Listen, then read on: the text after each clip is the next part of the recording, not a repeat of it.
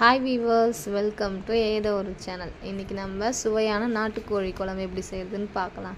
1 kilo நாட்டுக்கோழி வாங்கி கடையிலேயே க்ளீன் பண்ணி வாங்கிட்டு வந்தாச்சு. அவங்களே அதை நெருப்பில் வாட்டி மஞ்சத்தூள்லாம் போட்டு கழுவி சுத்தம் பண்ணி கொடுத்துட்டாங்க. நம்ம அப்படியே சமைக்க வேண்டியது தான்.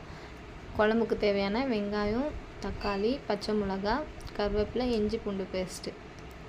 குழம்புக்கு தேவையானதெல்லாம் ரெடி பண்ணி வச்சுக்கிட்டோம். ஒரு பாத்திரத்தில் நல்லா காஞ்ச உடனே எண்ணெய் ஊற்றி பட்டை, லவங்கம், ஏலக்காய், பிரிஞ்சி இலை போட்டுட்டு பச்சை மிளகா, அதுக்கப்புறமா வெங்காயம், இஞ்சி பூண்டு பேஸ்ட்டு போட்டு நல்லா ஃப்ரை பண்ணிக்கோங்க.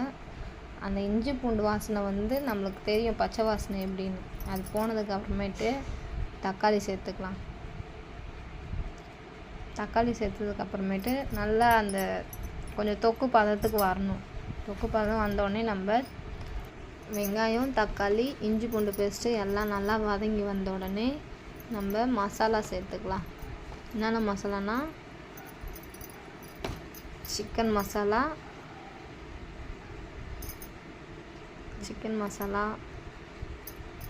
அப்புறம் தனி மிளகாய்த்தூள், அப்புறம் மட்டன் மசாலா. நாட்டுக்கோழி குழம்புன்றதுனால நம்ம மட்டன் ஸ்பைசஸ் சேர்த்துக்கலாம்.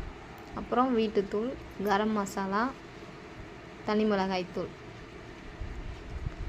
நமக்கு பிடிச்ச ஸ்பைசஸ்லாம் அதில் சேர்த்துக்கலாம். உங்கள் விருப்பம், என்னென்ன டேஸ்ட்டு உங்களுக்கு வேணுமோ அதை சேர்த்துக்கலாம்.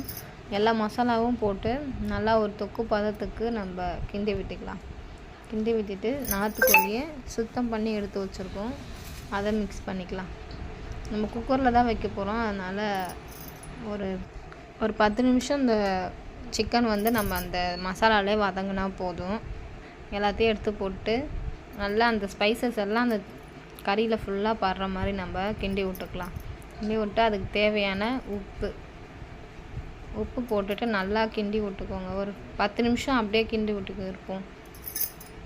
ஏன்னா மசாலா ஃபுல்லாக எல்லாத்துலேயும் அந்த சிக்கன் ஃபுல்லாக படணும்.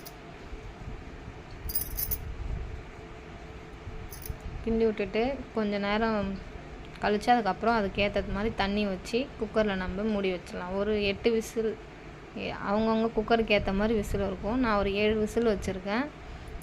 விசில் வச்சுட்டு அதுக்கப்புறம் திறந்து பார்க்கலாம் எப்படி இருக்குன்னு. பார்க்கும்போதே தெரியும் அந்த கறி ஃபுல்லாக எப்படி வெந்து வந்திருக்குன்னு, சாஃப்டாக. நம்ம குக்கரில் வைக்காமலேயும் செய்யலாம். குக்கரில் வச்சு செஞ்சால் இன்னும் கொஞ்சம் சாஃப்டாக இருக்கும், குழந்தைங்கள்லாம் சாப்பிட்லாம். இதை சாப்பிட்டு பார்த்துட்டு எப்படி இருக்குன்னு சொல்கிறேன் பாருங்கள். மட்டன் தண்ணி குழம்பு எப்படி இருக்கும் அதே மாதிரியே டேஸ்ட் இருக்குது. இந்த வீடியோ பிடிச்சிருந்ததுன்னா லைக் பண்ணுங்கள், ஷேர் பண்ணுங்கள், மறக்காமல் கமெண்ட் பண்ணுங்கள், அப்புறம் சப்ஸ்கிரைப்